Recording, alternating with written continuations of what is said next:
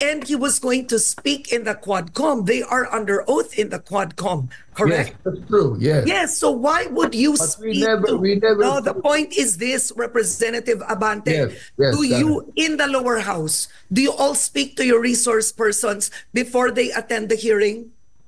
Not necessarily, but in a way in Is which that the practice in the lower house? So ito mga kabanat, for the first time, no? For the first time kong nakikita na itong si Karen ay masasabi natin parang ano niya ginisa niya si Congressman Abante sa kanyang interview mga kabanat. Ang interview ni Karen Davila mga kabanat may kinalaman doon sa ibinulgar na kontrobersyal ni Colonel Grijaldo na patungkol doon sa issue ni Dan Fernandez na inuutosan niya si Grijaldo na isusuportahan yung testimony ni Garma. So, yun nga, ito yung napakatinding interview ni kayo nang humusga dito mga kaban. Makikita niyo talaga, medyo dito ako nabilib ni. Medyo napahanga ako dito kay Karen Davila. Medyo imagine mo, Congressman si Abante parang ginisa niya dito eh. Malupit din pala itong si Karen mga kabanat. Tingnan panoorin niyo, kayo nang humusga dito.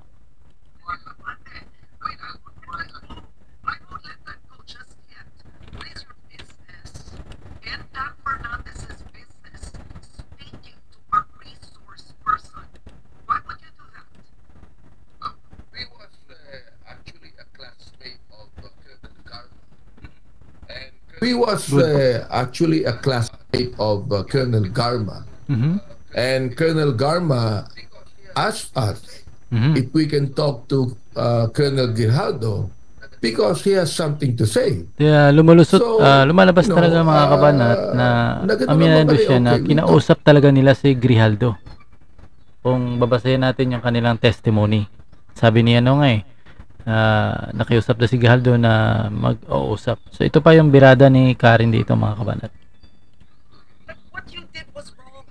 That immediately put color and bias into To him. But what you did was wrong. That immediately put color and bias into the resource persons. What is the business of two representatives speaking to a police colonel who is meant to be Nako. under oath, give his testimony? You should not have spoken with him. No, he was not out under oath in the Senate. Yes, but when we talked to him, we were talking to him in response to what Colonel Garma said. No, but in the end, he was going to speak in the Quadcom. They are under oath in the Quadcom, Yes, correct? that's true. Yes. Yes, so why would you But we speak never- to... we never- No, the point is this, Representative Abante. Yes, yes, Do you, in the lower house, do you all speak to your resource persons before they attend the hearing? Not necessarily, but in a way in Is which that the practice in the lower house? Karen, Is it the practice in the lower house that you speak? Sometimes these resource persons would request us to talk to them privately. So we give them some time so we could be able to talk to them privately. But the thing is this, forcing anyone to make an affidavit that will tell them, that will speak lies to them. We don't do that. You see? Okay, but he did not say you forced him to make an affidavit. This was his testimony in the Senate. Number one, he said first that Congressman Dan Fernandez put the paper he was holding in the table at sinabi, yung paragraph na yun, no, yun ang affidavit ni Colonel Garma. Sinabi niya, ikumpirma mo na alam mo ang reward system. In other words, it appears that you were not objective, both of you, that you were in effect influencing a resource person Tama. to No, we're not. corroborate Garma's testimony. No, we're not. Accusation we're niya. we're not influencing him. We're Okay.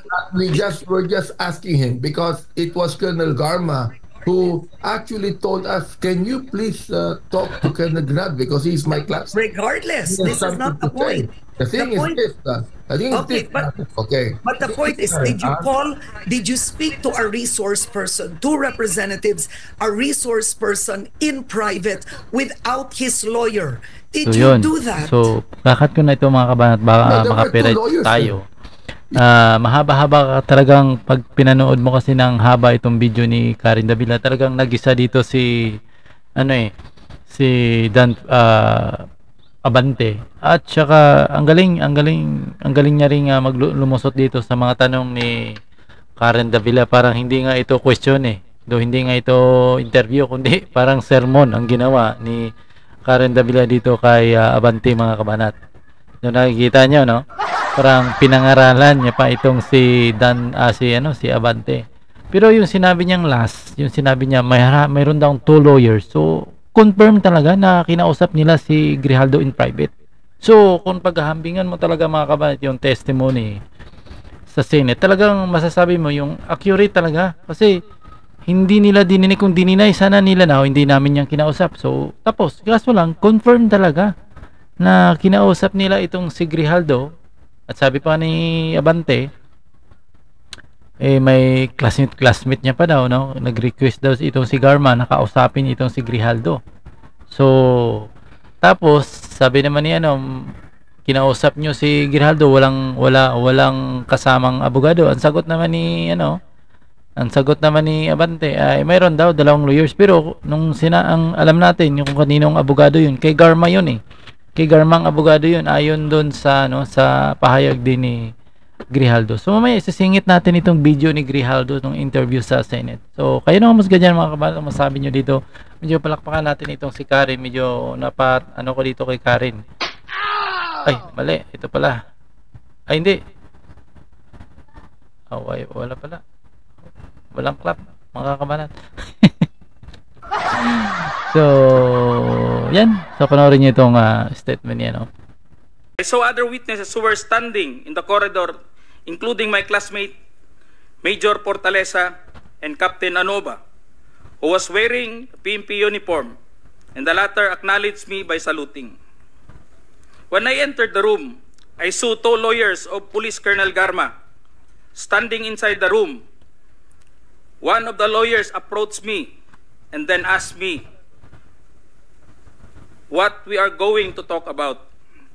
I said I do not know. After a while, Kong Dan Fernandez entered the room and he asked me to sit beside him on his right side. And then Kong Abante entered the room, sat far end of the chair on the right. One of the lawyers of Police Karma stood near at my back.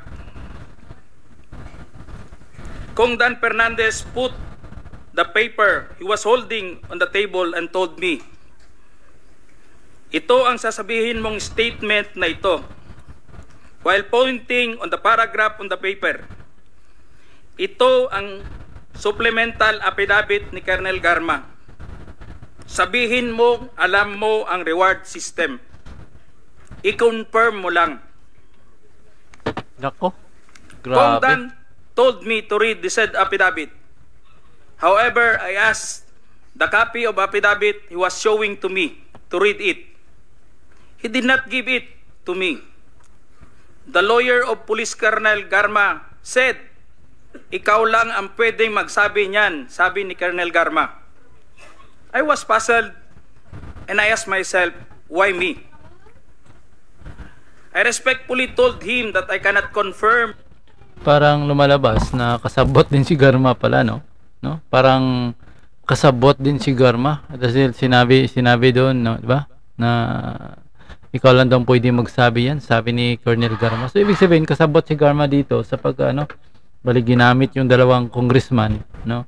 Na nako, mga kabanat, hindi mapagpasinungalingan itong sinabi ni Grijaldo. Mas kapani-paniwala itong mga kabanat. Talagang may may milagro talaga, mga kabanat, nangyayari sa Quadcom.